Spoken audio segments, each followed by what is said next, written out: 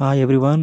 ఈ వీడియోలో కల్కి 2898 ఏడీ గురించి డిస్కస్ చేసే ముందు మనం కలియుగం మహాభారతం యొక్క టైమ్ లైన్స్ గురించి 2 లైన్స్‌లో చెప్పుకుందాం. ఈ 2 టాపిక్స్ ఎందుకు చెప్పుకోవాలి అనేది ముందు వీడియోలో మీకు అర్థమవుతుంది. హిందూ పురాణాల ప్రకారం చూస్తే 4 యుగాలు ఉన్నాయి. అవి ఏంటంటే 1 సత్యయుగం, 2 త్రేతాయుగం, 3 ద్వాపర యుగం, 4 కలియుగం. ఈ యుగాలలో చివరిదైన కలియుగమే ప్రస్తుతం నడుస్తున్న యుగం. ఇది 3102 బీసీ ఇయర్‌లో స్టార్ట్ అయింది. అలాగే ద్వాపర యుగంలో మహాభారత యుద్ధం పూర్తయిన 35 సంవత్సరాల తర్వాత శ్రీకృష్ణుడు వైకుంఠానికి చేరుకోవడంతో ఈ కలియుగం స్టార్ట్ అయిందని హిందువుల పురాణ శాస్త్రాలు చెప్తున్నాయి. ఈ లెక్క ప్రకారం మహాభారత యుద్ధం 3137 బీసీ సంవత్సరంలో పూర్తయింది. ఇక కల్కి 2898 ఏడీ విషయానికి వస్తే ఈ కల్కి 2898 ఏడీ సినిమాని తెలుగు ఫిల్మ్ ఇండస్ట్రీలోనే one of the best production houses అయిన వైజయంతి మూవీస్ బ్యానర్ లో అశ్విని దత్ గారు ప్రొడ్యూస్ చేస్తున్నారు. డైరెక్టర్ నాగ్ అశ్విన్ గారు ఈ సినిమాని మోస్ట్ ప్రెస్టీజియస్ ప్రాజెక్ట్ గా తెరకెక్కిస్తున్నారు. ఇక బడ్జెట్ విషయానికి వస్తే ఇండియన్ ఫిల్మ్ ఇండస్ట్రీలోనే భారీ బడ్జెట్ సినిమాని ఫిల్మ్ నగర్ లో టాక్ కూడా వినిపిస్తుంది. అంటే సుమారు 600 కోట్ల పైమాటే.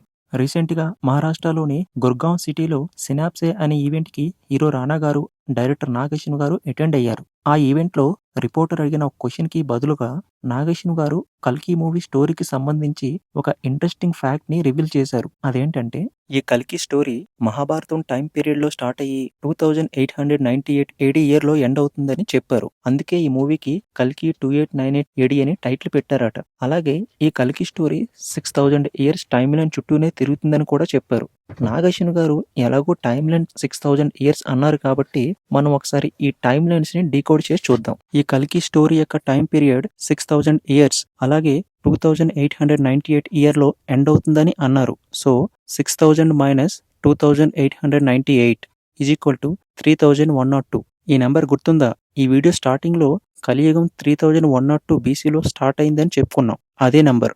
ఈ కలియుగం స్టార్ట్ అవ్వగానే శ్రీ మహావిష్ణువు ఈ లోక ప్రయోజనం కోసం దశావతారాల్లో చివరిదైన కల్కి అవతారాన్ని ఎత్తారని హిందువుల పురాణ శాస్త్రాలు చెప్తున్నాయి. అందుకే ఈ మూవీ టైటిల్ కూడా కల్కి 2898 ఏడీ అని పెట్టారని తెలుస్తుంది. సో ఫైనల్ గా నాకు మాత్రం 2 ఫ్యాక్టర్స్ నెక్స్ట్ లెవెల్లో ఉంటాయని అనిపిస్తుంది గైస్. అందులో ఒకటి హీరో క్యారెక్టరైజేషన్. ఈ మూవీ గ్లింప్స్ లోనే హీరో ప్రభాస్ గారి క్యారెక్టర్ మోస్ట్ పవర్ఫుల్ గా ఉండబోతుందని డైరెక్టర్ నాగ్ అశ్విన్ గారు మనకి హింట్ ఇచ్చారు. ఈ మూవీ గ్లింప్స్ లో వచ్చే ఒక షాట్ లో ప్రభాస్ గారు తన చేతిని తిప్పినప్పుడు స్క్రీన్ పై ఒక చక్రం కనిపిస్తుంది. ఈ చక్రాన్ని చూసేటప్పుడు శ్రీ మహావిష్ణువు యొక్క ఆయుధమైన సుదర్శన్ చక్రాన్ని రిఫరెన్స్ గా తీసుకొని ఈ కల్కి క్యారెక్టర్ కి ఒక కీ ప్రాపర్టీగా యూజ్ చేశారని తెలుస్తుంది. ఈ ఒక్క రిఫరెన్స్ తోనే హీరో క్యారెక్టర్ కల్కి అవతారంలో ఎంత పవర్ఫుల్ గా ఉండబోతుందో అర్థమవుతుంది.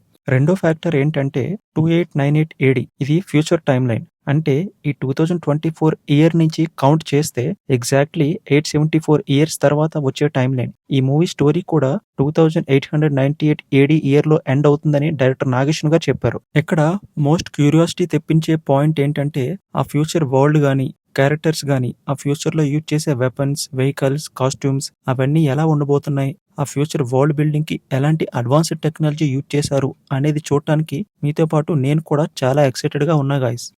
మీకేమనిపిస్తుందో కింద కామెంట్ సెక్షన్ లో కామెంట్ చేయండి.